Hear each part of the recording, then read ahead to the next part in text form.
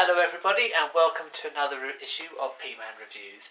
Today we have the Generation 1 Transformer Thrust. As you can see, Thrust is in his jet mode at the moment. Some notable points to include with this one, because this is an original G1 release, he has the proper missiles, there we are. To be honest, looking at them like this, they're a little bit less, there we are, that's quite a good view, they're a little bit less like missiles and more like gun cannons inside there. However, the effect is, it works just as well either way. Thrust is the second released model of the jets. The basic shell, so this part, is identical throughout. However, what they've changed are the wings and the wings again, so the rear wings and the front wings. Thrust is one of the more extreme changes, perhaps, with the idea that he has non-movable extra rotors there, which apparently let him accelerate faster, though where they're mounted you think the impression would give more lift. Either way, that's the idea. And at the back he has the wings here. With the lack of a tail fin, one would imagine it's quite an unstable design. However, all told, Thrust works well, and as you can see, the missiles even still fire after all this time. It looks quite good, the colouration's quite good. Now, Thrust comes with a bit of kibble, as do all the Seekers, notably his hands, and this one actually does have the proper sized missiles as well, the null rays. So in terms of transformation, Seekers all transform the same. It's quite a simple transformation, but it works well. So to begin with, you need to pop off the missiles, or they fire like those two did. I have to say, because these guys are the originals, they are a little bit loose, both in terms of how the missiles are held and some of the joints. Take off the wheel. Wheels always get lost, so the best place to put it is inside the cockpit, and you don't lose it. Now, transform standing up is usually the easiest way of doing it. Again, because of the age, these are a little bit loose, so they can flip over like that. You need to get the wings out of the way first.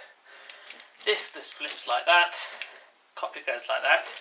Turning around, you need to get the arms out. They do that, they rotate around that way. The nose cone you then want to come through here, and that forms the chest. Now, as Thrust is a second wave Seeker, they're often called the cone heads because you leave the nose cone up. In the instructions, however, they do tell you to put it down. So it's down to personal choice, but certainly in all the animations, all the comics, they're always left up. You can see the hands just flip on.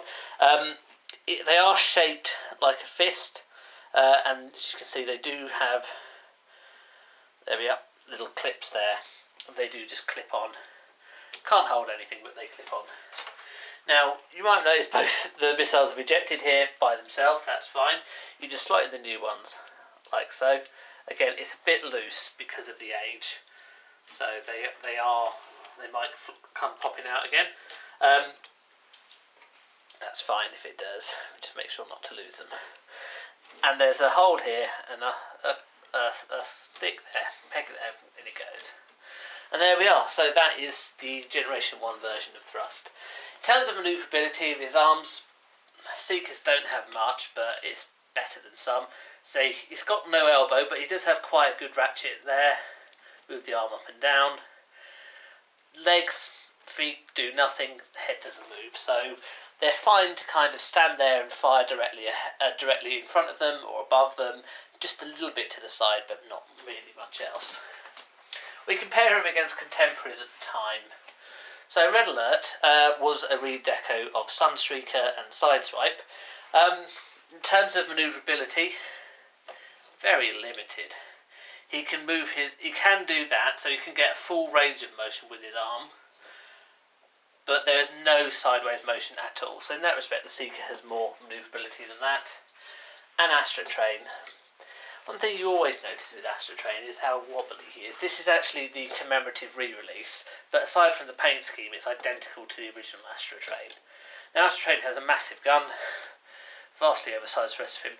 However, he has full arm movement, no elbow again, but a full range of movement. So Astrotrain is more manoeuvrable than someone like Thrust.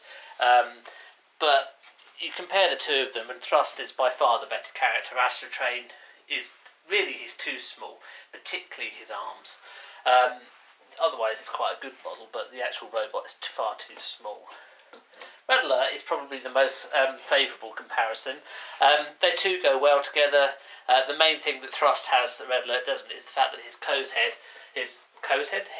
head, and the jet engine air intakes make him a bit taller. Were they not there, the heads are about level.